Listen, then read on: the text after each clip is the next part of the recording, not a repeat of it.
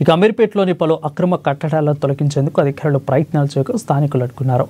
అమీర్పేటలోని గురుద్వారాకు సంబంధించిన పార్కింగ్ స్థలాన్ని జీహెచ్ఎంసీ అధికారులు వచ్చి తొలగించే ప్రయత్నం చేయగా దారుణంగా అని అన్నారు గురుద్వారా ప్రెసిడెంట్ దర్శన్ సింగ్.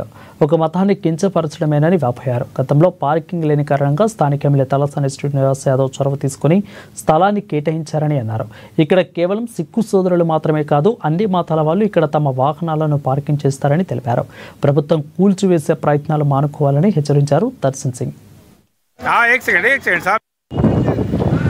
ఈరోజు పొద్దున 10:30 సమయంలో GHMC official assistant city planar మరియు హైడ్రా సిబ్బంది, పోలీస్ సిబ్బంది 15-20 మంది పోలీసులతో ఇక్కడ వచ్చి ఈ గురుద్వారా గురించి ఏదేదో పార్కింగ్ అలాట్మెంట్ జరిగింది, దాన్ని కూలగొడదామని ఈ యొక్క చిన్న షెడ్ మా గురు గ్రంథ్ సాహెబ్ పల్లెకి బండికి ఇక్కడ షెడ్ వేసినాము, ఆ షెడ్ తీసేస్తామని పోలీసులను పట్టుకొని మా మీద జులుం చేస్తున్నారు.